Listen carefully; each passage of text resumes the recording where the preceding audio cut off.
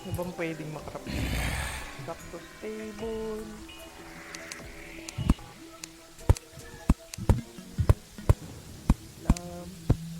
Ang ina mo. Dapat. So, sakit. Masisira ba yung ano? Pintuan? Hindi. Oh. Saan ko ilalagay itong chest? Saan yung chest room natin? Okay, ano, saka mo na gawin yung ano ng bahay. Ano tong ano, yung angel statue? Wala yan, wala yan. Angel cry. Pero meron yung mga ano, yung mga specific na ganyan. Parang kunwari yung ano ba yan? Sabihin mo ng zombie, gusto mo mag-spawn ng zombie.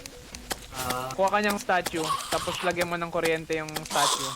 Tapos apa ka ng pressure plate, mag-spawn yung mga zombie. May ano ako, Scarab bomb. Ah, sige, hold mo lang yun. Maganda pang damage yan ng ano, ng bomb o grenade. Bomb. Labam. Itapon mo nga sa sahig. Kung pumutok yung sahig mo, ano. Ayan, yan ka pala. Sumabog. Sumabog yung ano. Nasira yung level. Ayun. Sige, i-hold mo lang yan kapag ano, kapag doon tayo sa isa pang boss. Kailangan natin ng panira doon eh. Bomba talaga na literal. Uy, bukas yung pintuan, sorry.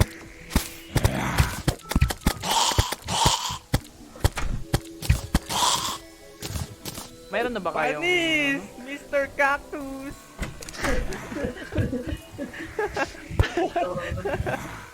Oh, para dragon. Meron pa eh. Meron pa akong kinarap eh. Ano to?